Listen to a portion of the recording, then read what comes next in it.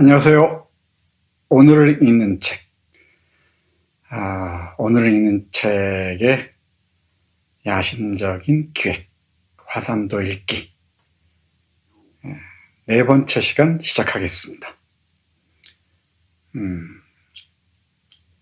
주위 사람들이 어려울 거라고, 무모할 것이라고 얘기했는데 벌써 네 번째입니다. 세 번 지나고 네 번 지나면 반 이상은 원거나 진배 없습니다. 조금 더 어깨 겹고 한 걸음씩 나아가 보죠. 네 번째 시간 시작하겠습니다. 네 번째 시간, 네 번째 시간이 아니죠. 7장과 8장의 시간적 배경은 1948년 3월 25일부터 4월 1일까지입니다. 시간의 이 진폭에 주목해 주시기 바랍니다. 3월 25일 이전은 강몽구와 남승지가 일본에 모금운동을 다녀왔었죠. 캄파라고 합니다. 모금 공작을 다녀왔었습니다. 그리고 다시 제주, 이방근의 집이 있는 성내와 성 밖이 7, 8장의 공간적 배경이 됩니다. 큰 흐름만 봐주시면 됩니다. 이방근의 집과 명성관, 이 요리집이라고 했죠. 그리고 산천단, 복탁 영감이 머물고 있는 동굴과 같은 것이죠. 등장하는 인물 보면은 유달현이 있고요. 파충류에 속한 인간입니다. 잘 봐두시죠. 이제 익숙하죠. 최상규, 최상화의 사촌동생이면서 최용학의 아버지. 최용학은 이방근의 여동생 이유원에게 마음을 품고 있습니다. 강몽구 노동자 운동가 출신이죠. 조직운동가 출신입니다. 부엌키가 있죠. 중년의 하녀입니다. 주목해 주시기 바랍니다. 부엌키, 단선이 명성관에서 일하는 뭐라고 하나요? 기생이라고 하나요? 네. 종업원입니다. 이태수 아버지죠. 목탁영감 남승지.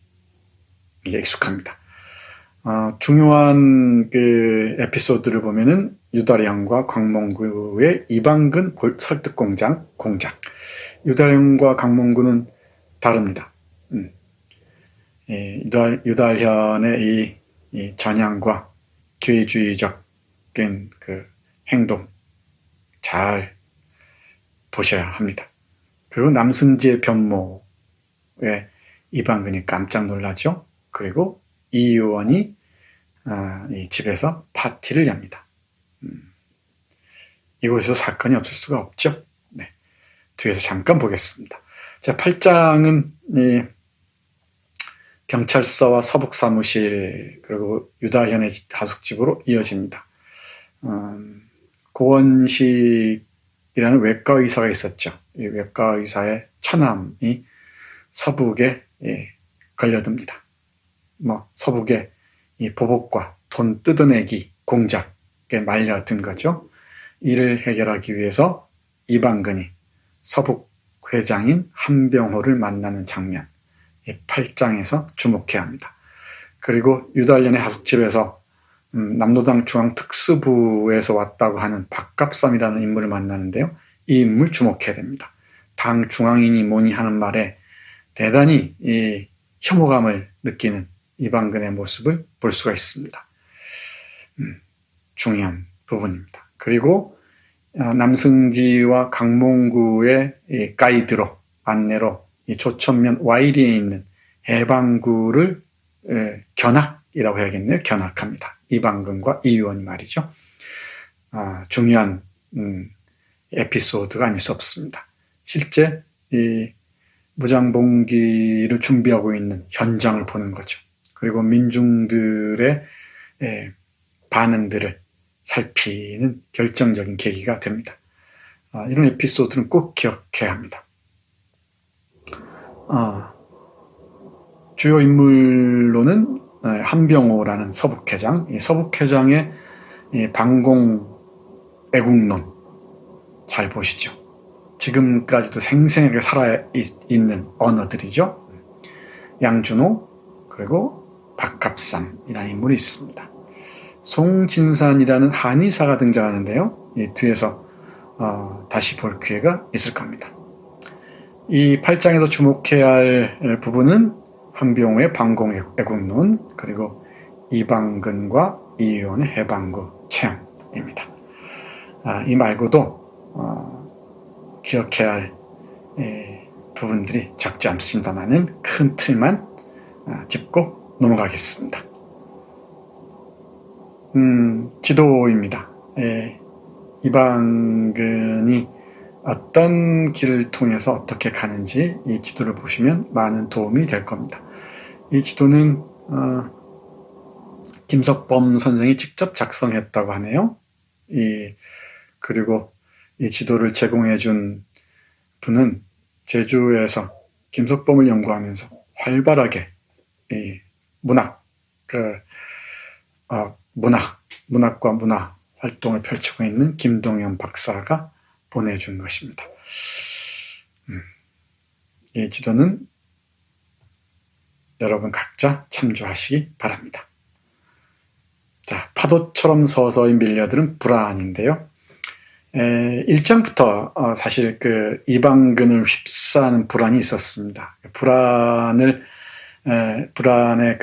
이 계기는 유달현이 찾아와서 무장봉기가 있을 거라고 암시를 한 것이었죠. 그 무장봉기에 대한 암시가 이방근의 불안의 촉매였습니다. 무장봉기라는 게 도대체 무엇일까? 실제로 일어날 것인가? 이 무장봉기로부터 나만 소외된 게 아닌가? 등등 여러 가지 불안들이 이방근을 감싸옵니다. 사실 이 소설의 전반부 12권을 통틀어서 전반부 가까이가 대부분 이방근의 불안과 그 불안의 정체와의 대결입니다. 흥미진진하죠.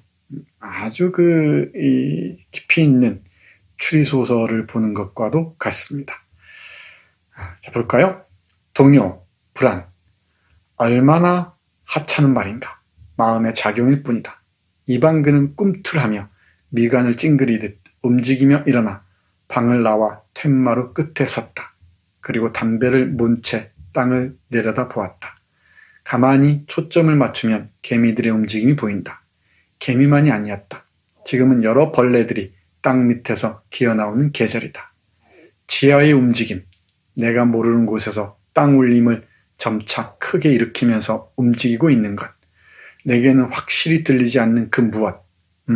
이방근은 그 나름대로 지하의 맥박에 귀를 기울이고 있었다. 무장봉기인가? 이것이 나를 불안하게 하는 정체란 말인가? 이방근이 불안의 정체를 확인해가는 이 과정들. 대단히 흥미진진합니다. 그런데 이 확인 과정이 어찌 보면 지리하게 느껴질 때도 있습니다. 그 지리함을 이겨가는 게 이 화산도란 작품을 읽는 이 하나의 핵심적인 요소입니다. 이 지리함을 이기지 못하면은 이 화산도를 돌파할 수가 없다고 저는 생각합니다. 이방근은 왜 이렇게 불안해할까? 고민해 보시기 바랍니다. 이 양끝단, 이 좌익 운동에서도 양끝단이 있고요. 그리고 우익과 좌익에서도 양끝단에 놓여서 움직이는 이방근이라는 그 성격, 이 캐릭터를 주목하면은 이 불안이라는 게 무엇인지 조금은 감이 잡힐지도 모르겠습니다. 사실 이 불안이야말로 이방근이 처음부터 끝까지 대결하는 그 정서적 또는 감정적 그 요소가 아닌가 생각합니다. 이 혁명의 소용돌이 속에서 불안할 수밖에 없는 한 지식인의 내면 풍경, 조금 그림이 그려지십니까? 이방근이라는 이 회색 지식인의 이 불안, 그 불안의 정체, 이 불안의 정체를 탐사해가는 과정, 흥미진진합니다. 깊이 저 내면의 심연으로 자맥질하지 않으면 보이지 않습니다. 함께 들어가시죠.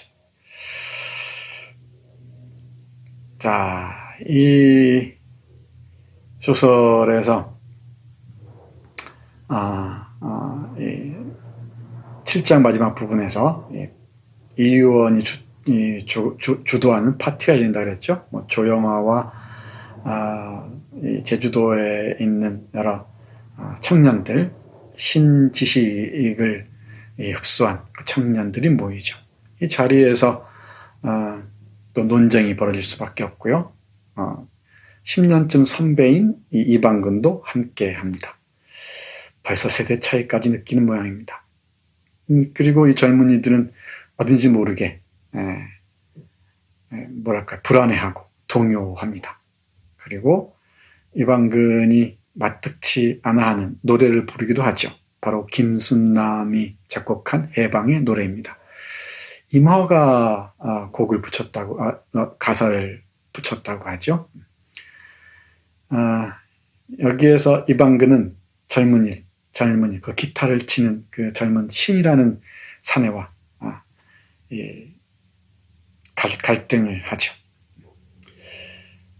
흥미롭습니다.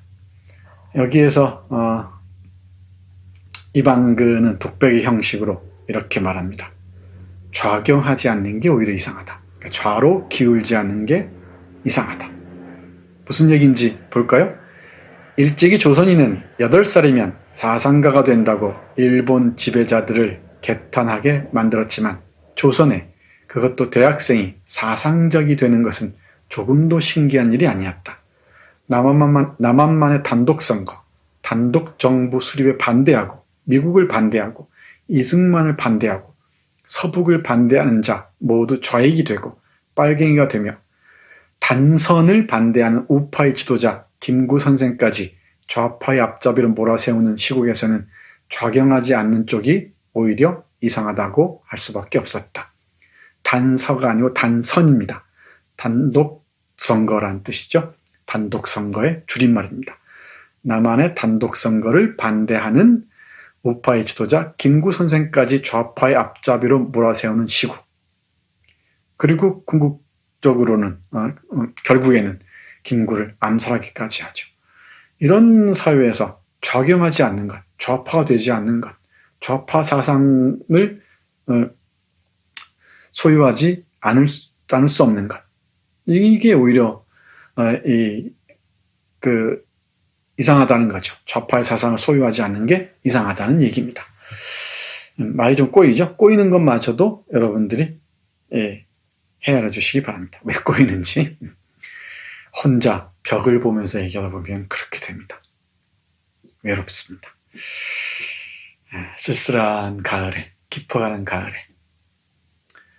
쏟아지는 햇살을 바라보면서 혼자 벽을 보고 얘기하고 있다는 것. 이해해 주시기 바랍니다. 그러니 이렇게 오타도 나오고 혀도 꼬이고 그렇습니다. 네, 왜 아니겠습니까? 보시죠. 남한만의 단독선거, 단독정부 수립에 반대하고 미국을 반대하고 이승만을 반대하고 서북을 반대하는 자 모두 좌익이 되고 빨갱이가 될 수밖에 없다는 것. 그러지 않는 게 오히려 이상하다는 거죠. 파티에서 만난 젊은이들 보고서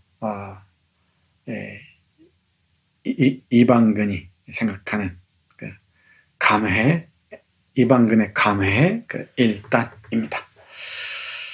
김순남의 곡 해방의 노래도 한번 들어보시죠. 유튜브를 통해서. 그러면 70년대, 80년대 그 시위의 현장이 떠오를지도 모르겠습니다. 다음 볼까요? 특고에서 애국자 빨갱이 사냥꾼으로. 이 친일 청산과 관련해서 꼭 얘기되는 부분들이죠. 일본 경찰의 앞잡이였던 자들이 해방 이후에 독립운동가를 빨갱이로 몰아서 사냥하는 이 애국 반공의 전사로 다시 떠오릅니다. 이 놀라운 반전이 한반도 역사, 한반도 현대사의 비극의 씨앗이었던 것이죠. 이 놀라운 반전이 말이에요. 친일에서 반공으로. 지금도 이어지고 있지 않습니까? 특별고등경찰, 사상범을 잡는 정말 악명 높은 경찰이었습니다. 주로 조선인들을 앞세웠죠. 조선인들을 통해서 조선인들 제압하는 아주 야비한 발상이 이 특고를 움직였죠. 그리고 이 특고의 출신들이 노덕술과 같은 자들이, 고문 기술자들이 김원봉을 고문하고 체포하고 모욕하고 했던 것이죠. 그리고 그 후예들이 이근안이나 이 간첩 조작단으로 유구한 역사를 자랑해 왔었습니다. 지금도 그 후예들이 남아서 재생을, 부활을 몸부림치고 있는지도 모르겠습니다. 부활을 위해서 말이죠. 이 문장 보시죠.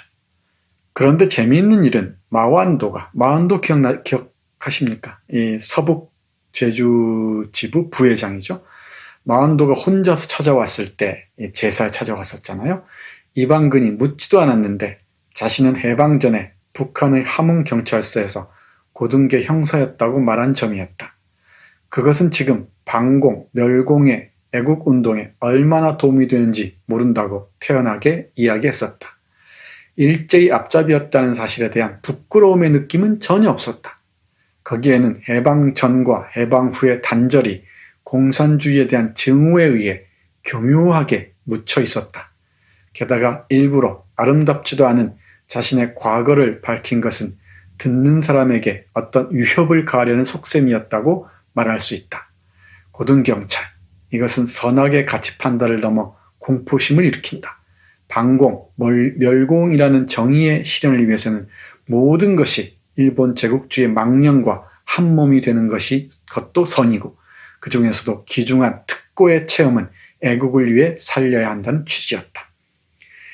지금 21세기 이 대낮에 서울 항복판 광화문에서 재현되고 있는 현상입니다. 역사가 이렇게 무섭습니다. 북한 사회주의, 빨갱이에 대한 혐오만 제시하면 모든 게 선이 되는 그 세력들을 이용하는 정치꾼들이 얼마나 많습니까? 그리고 이 기독교 근본주의와 만나서, 근본주의라도 미치지 못하죠. 이 기독교 장사치들과 만나서 정치꾼들이 이 빨갱이 장사에 여념이 없는 것, 지금도 눈에 선하잖아요. 우리 앞에 있습니다. 길게 말씀드리지 않겠습니다. 그리고 서북 제주 지부 그 회장인 이름을 또 잊어먹었습니다. 함이라는 사람의 긴 연설에 가까운 얘기도 주목해 보십시오. 이방근을 앞에 놓고 반공이 왜 애국인지, 기가 막힌 사연이 있습니다. 다음 볼까요? 강문구의 무장투쟁론. 서북의 그 횡포가 극에 달해 있었다는 것. 제주 민중들이 서북의 폭력에서 붙잡을 못했다는 것. 그런 상황에서 도대체 어떻게 할 것인가? 여러분이 한번 판단해 보시죠. 강문구의 무장투쟁론을 보시면서 말이죠. 읽어보겠습니다. 이동문은 이방근입니다. 처음부터 지는 싸움을 할 바보가 어디 있겠나?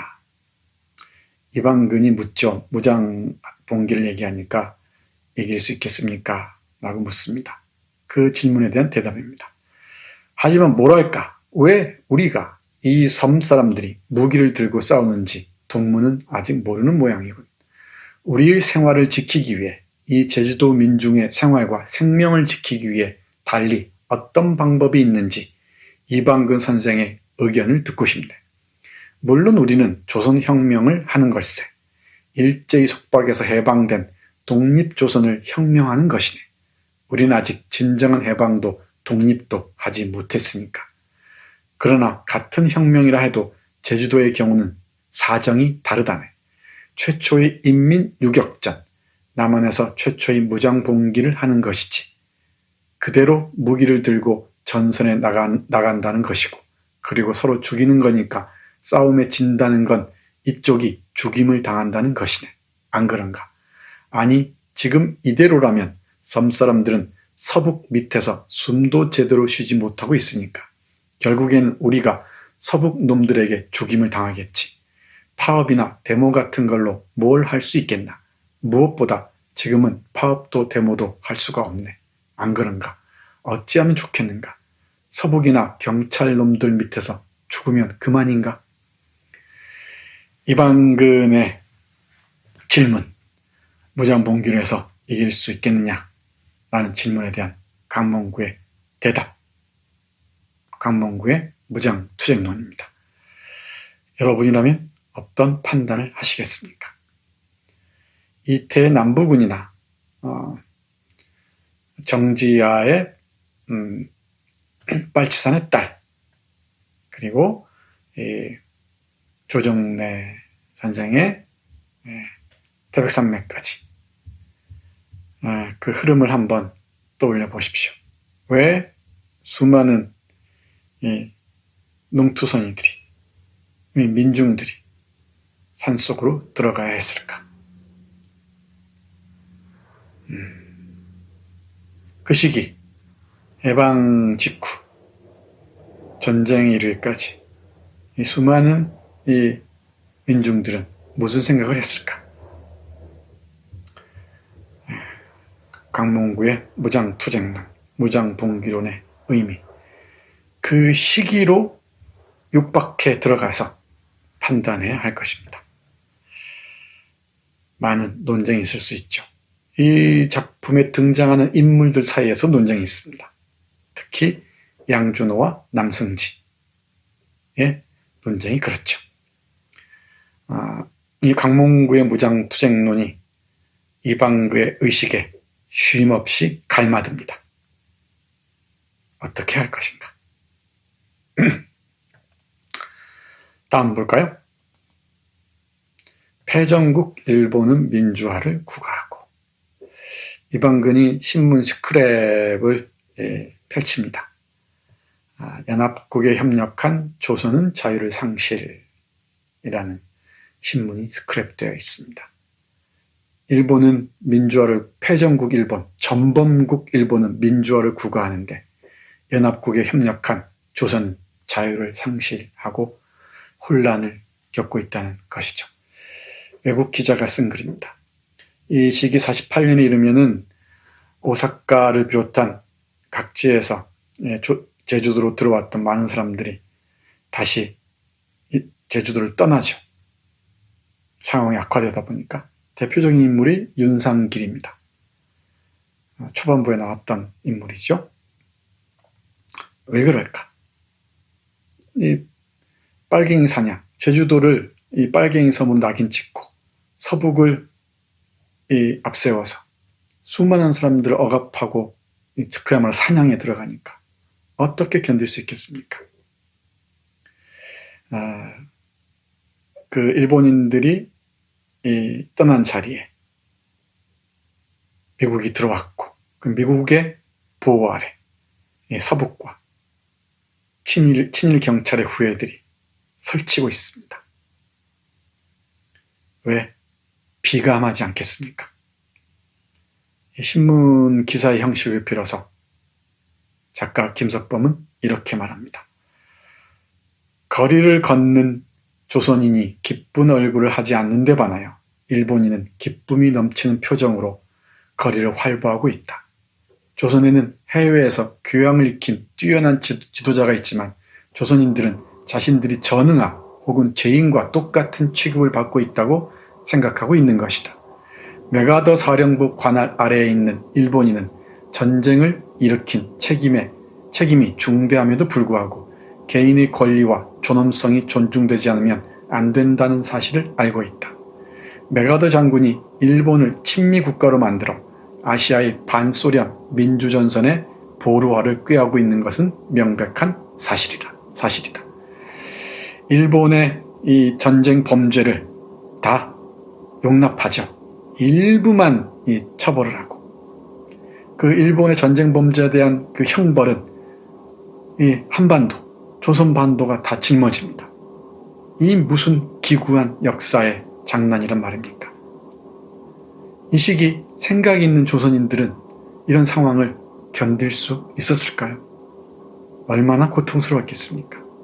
지금 생각해도 고통스러운데 조선이 무슨 죄가 있다고 허리가 잘린 채 강대국에 의해서 짓밟혀야 합니까?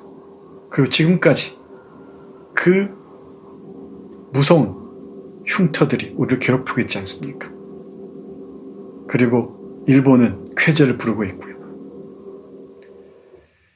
해방 공간, 해방 직후의 상황, 그리고 특히 한반도와 국제적 역학관계의 그 갈등과 모순이 응집한 지점, 그 지점 주목해야 하는 이유이기도 하죠. 이방근과 강몽구, 남승지, 양준호 등등의 고민이 눈에 잡히는 듯하죠.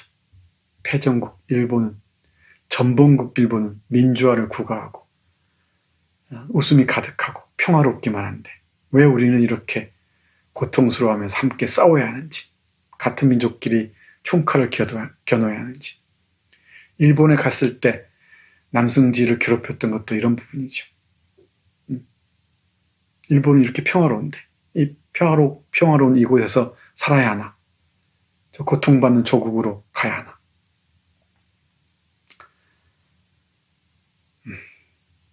다음 문장 보겠습니다. 이어도의 꿈. 이 소설에는 제주도 민요들이 심심찮게 나옵니다. 우리 앞에서도 봤었는데 여기서는 이어도 사나라는 그 민요가 나옵니다. 이유원과 이방근이 남승지와 강몽구의 안내로 조천면 그 와이리에 있는 해방구, 무장투쟁을 준비하고 있는 마을을 둘러보죠. 그리고 와이리 그 바닷가에서 남승지와 이유원의 그 사랑스러운 청춘들의 교감이 이루어집니다. 여기에서 이어도의 꿈을 얘기하죠. 한번 이어도에 대해서 포털 사이트에서 구글에서 찾아보시기 바랍니다. 그리고 이 사권 8장에서 이어도에 대한 진술은 상당히 의미가 있습니다. 이방근이 그 삼별초에 난 김통정의 그 패배로부터 원나라의 공문을 바쳐야 했던 제주도인들의 비애, 그리고 남편을 잃은 아낙네들의 서름, 그 사이 중국과 제주 사이에 있는 이어도를 이상의 나라로 꿈꾸었던 거죠. 환상의 섬으로 상정했던 것입니다. 그런데 이곳은 자신 남정네들을 집어삼킨 악마의 섬이기도 했습니다. 이 이어도의 사상 대단히 중요합니다. 이어도의 사상, 이어도의 꿈만 가지고도 멋진 글을 쓸 수 있을 것 같습니다. 이청준 선생의 소설 이여도가 떠오르기도 하죠. 네. 아주 흥미진진한 부분입니다. 세 사람은 바위 위에 앉았다. 남승지, 이유원, 이방근입니다. 한가운데 앉은 이방근이 말을 계속했다. 그래. 방금 자네가 말했듯이 이여도는 오랜 역사의 시간과 더불어 제주도 사람의 꿈을 키워주는 꿈의 섬, 즉 이상향이 되었지만 그것이 이 세상에 있는 것 같으면서도 없는 게 재미있어. 지금까지 아무도 거기까지 간 적이 없지만 거기에 도착했다 하더라도 아무도 아직까지 그곳에서 돌아오지 않은 섬, 즉 악마의 섬이 되겠지. 매년 원나라에 공물을 보내느라 계속 착취당해온 섬 사람들의 원한도 그 꿈에 담겨 있겠지만 동시에 환상의 섬, 행복과 이상의 섬으로서 1000년 가까이 섬 사람들의 마음에 계속 살아 숨쉬며 그들의 꿈과 모험을 부추겨왔던 셈이지. 그리고 그 뒤에 남겨진 사람들 속에서 불행과 슬픔의 노래가 생겨났겠지. 그럼에도 불구하고 이여도를 찾아 바다의 모험을 계속했을 것이고.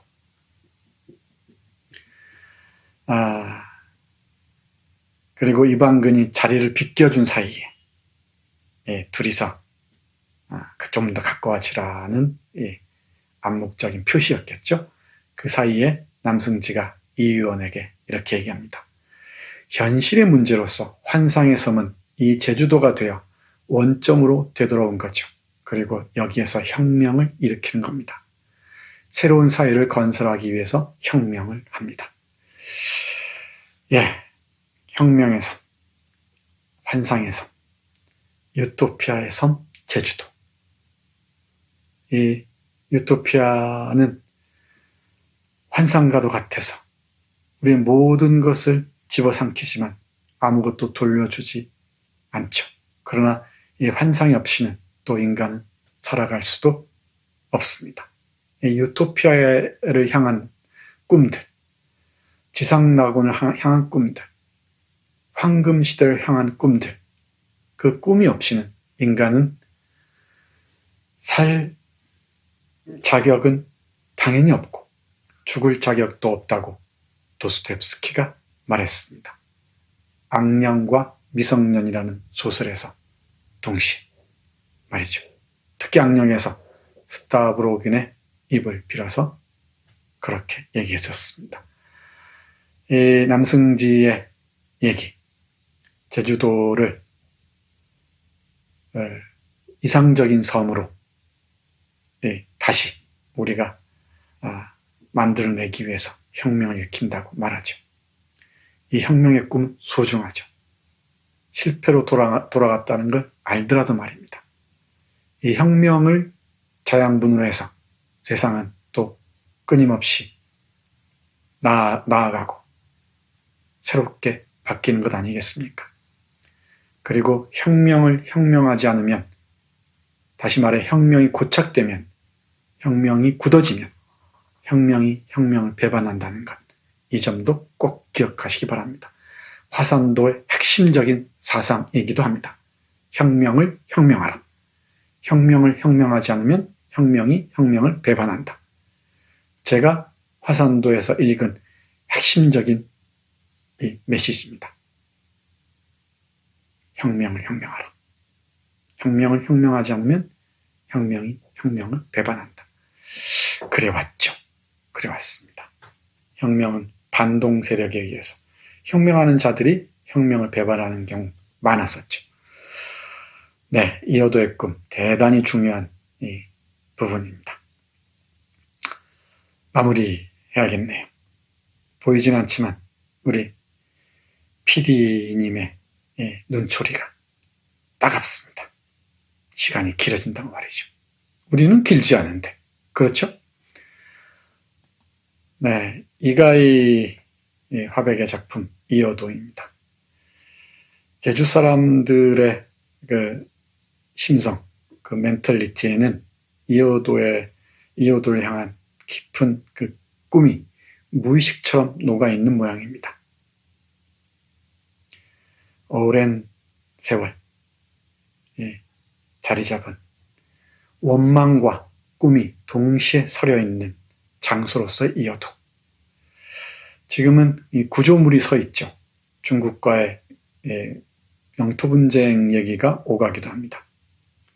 이어도의 장소, 이어도라는 장소가 갖는 의미가 무엇인지 함께 생각해 보면서 오늘 읽는 책 화산도 4번째 시간 마치겠습니다.